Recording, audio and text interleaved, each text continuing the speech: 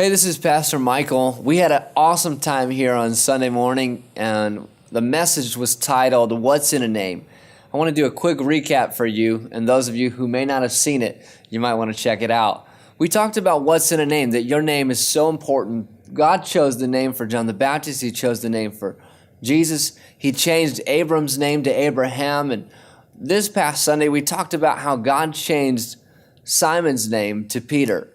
When you look at Simon's name, it was close to Simeon. It means hearkening.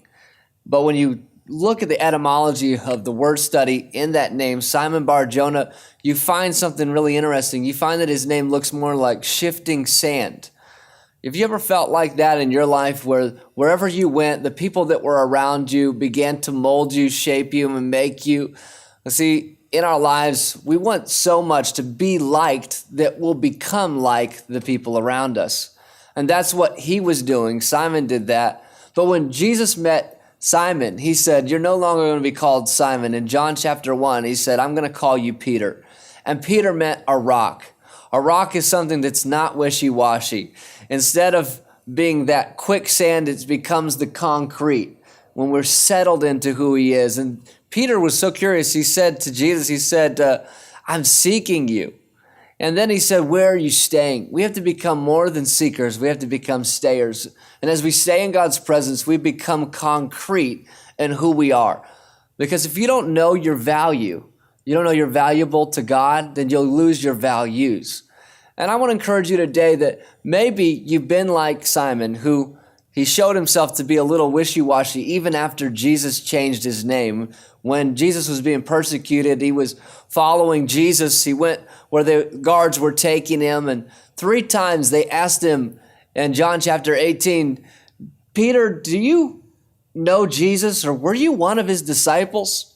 And I'll read you right from this text in John chapter 18 where he said that. He says to this lady, the high priest then asked Jesus about his disciples and his doctrine, and Jesus answered, I spoke openly to the world. I also taught in synagogues and in the temple.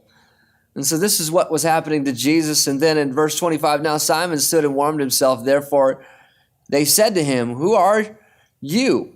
You are not also one of his disciples, are you? And he denied it and said, I am not. And one of the servants of the high priest, a relative of him whose ear Peter cut off, said, did I not see you in the garden with him?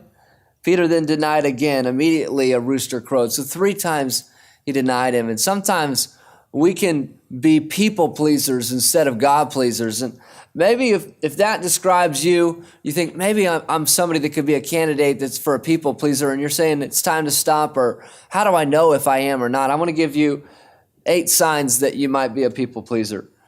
1, you pretend to agree with everyone. 2, you feel responsible for how others feel. 3, you apologize often and even when it's unnecessary. 4, you feel burdened by things that you have to do. You know, you're not empowered to get to do them. You don't choose what to do. You feel burdened and you allow others to choose for you. And so you live this life of what feels like manipulation, feels like control instead of choice and choosing. And choosing is what empowers you.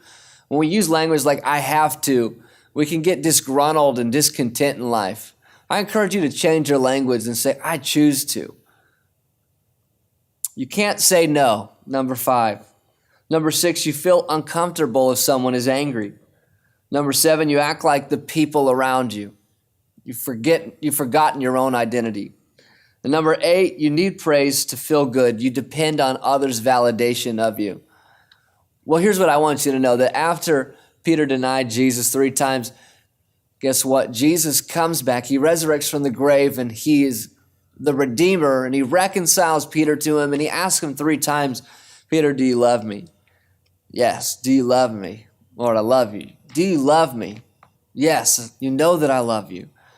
And what's interesting is in that, I believe that he was reconciled to God. For every time that he denied Jesus, he was given an opportunity to say, I love you. But it was more than that, because what Jesus was asking him, he said, do you agape me? Do you God-sized love me, Peter? Peter says, I phileo you. I brotherly love you. And then Jesus says, do you agape me? Do you God-sized love me? And Peter says, I phileo you. I brotherly love you. Finally, the 3rd time, and it broke Peter's heart, he said, do you phileo me, Peter? And Peter says, Lord, you know I phileo you. You know I brotherly love you. He says, then feed my sheep.